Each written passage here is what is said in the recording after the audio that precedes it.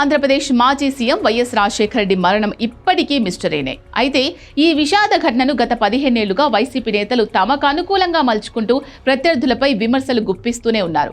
YS మరణం వెనుక కుట్ర ఉంది అంటూ నాటి కాంగ్రెస్ హైకమాండ్ పై, ఆ తర్వాత టీడీపీపై ఆరోపణలు చేశారు. కానీ ఇప్పుడు ఆనాడు వైసీపీ వ్యక్తం చేసిన అనుమానాల బాణం ఇప్పుడు తిరిగి జగన్మోహన్ రెడ్డి వైపు మళ్లుతుండడం రాజకీయ వర్గాల్లో హాట్ టాపిక్ గా మారింది. వైఎస్ మరణించిన టైంలో కాంగ్రెస్లో సీనియర్ నేత బొత్స సత్యనారాయణ సహా మరికొంతమంది గతంలోనే కొన్ని సంచలన వ్యాఖ్యలు చేశారు. వైఎస్ మరణం వల్ల అత్యధికంగా లబ్ధి పొందింది ఎవరు అనే కోణంలో విచారణ జరపాలంటూ నాటి కాంగ్రెస్ నేతలు పరోక్షంగా జగన్ను టార్గెట్ చేశారు. తాజాగా రాజకీయ సమీకరణాలు మారిన వేళ ఆ పాత ఆరోపణలు మళ్లీ తెరపైకొచ్చాయి. తండ్రి మరణం తర్వాత జరిగిన పరిణామాలు, సొంత పార్టీ ఏర్పాటు, అధికారంలోకి రావడం ఇవన్నీ చూస్తుంటే నాటి విమర్శల్లోని అంతరార్థం ఇప్పుడు జనాల్లో చర్చకు దారితీస్తోంది.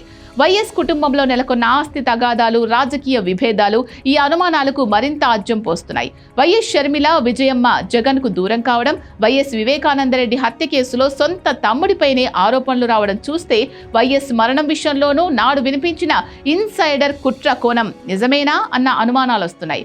రాజకీయం కోసం తండ్రి మరణాన్ని వాడుకున్నారా, లేక నిజంగానే దాని వెనుక ఎవరికీ తెలియని రహస్యాలున్నాయా అన్నది ఇప్పుడు $1 మిలియన్ ప్రశ్న. జగన్ తన ప్రసంగాల్లో తరచుగా దేవుడి స్క్రిప్ట్ అనే పదం వాడుతుంటారు. ప్రత్యర్థులకు చెడు జరిగితే అది దేవుడు రాసిన స్క్రిప్ట్ అని జగన్ చెప్పేవారు. అయితే ఇప్పుడు అదే దేవుడి స్క్రిప్ట్ రివర్స్ అయి జగన్ను ఉక్కిరిబిక్కిరి చేస్తోంది. నాడు తండ్రి మరణంపై ఇతరులను వేలెత్తి చూపిన జగన్ ఇప్పుడు అదే అంశంపై వస్తున్న ఆరోపణలకు సమాధానం చెప్పుకోవాల్సిన పరిస్థితి ఎదురవ్వడం నిజంగా దేవుడి స్క్రిప్టే.